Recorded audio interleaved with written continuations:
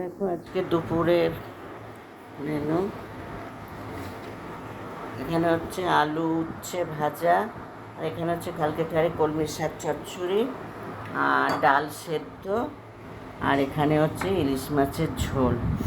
আজকে দুপুরবেলার হচ্ছে এই খাবার। তা আলু উচ্ছে ভাজাটা রোজই দিই, কেননা তেতো, প্রতিদিন তেতো খাওয়াটা খুবই ভালো।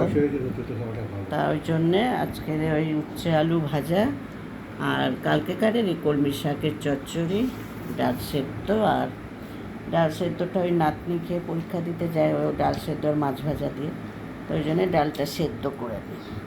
আর এখানে হচ্ছে বেগুন আলু দিয়ে ইলিশ মাছের ঝোল। এই হচ্ছে আজকে আমাদের দুপুরের মেনু। সিম্পলের মধ্যে ফাইন খাবার, খুব সুন্দর খাবার। তো বন্ধুরা, আজকের আমাদের লাঞ্চ থালিটা কেমন লাগলো তোমরা কমেন্ট করে বলো। ভালো লাগলে কমেন্ট করো, লাইক করো, শেয়ার করো, আর যারা এখনও সাবস্ক্রাইব করোনি তারা প্লিজ আমার চ্যানেলটিকে সাবস্ক্রাইব করো। তো চলো খেয়ে নিক তোমাদের আঙ্কেল, চলো টাটা। টাটা।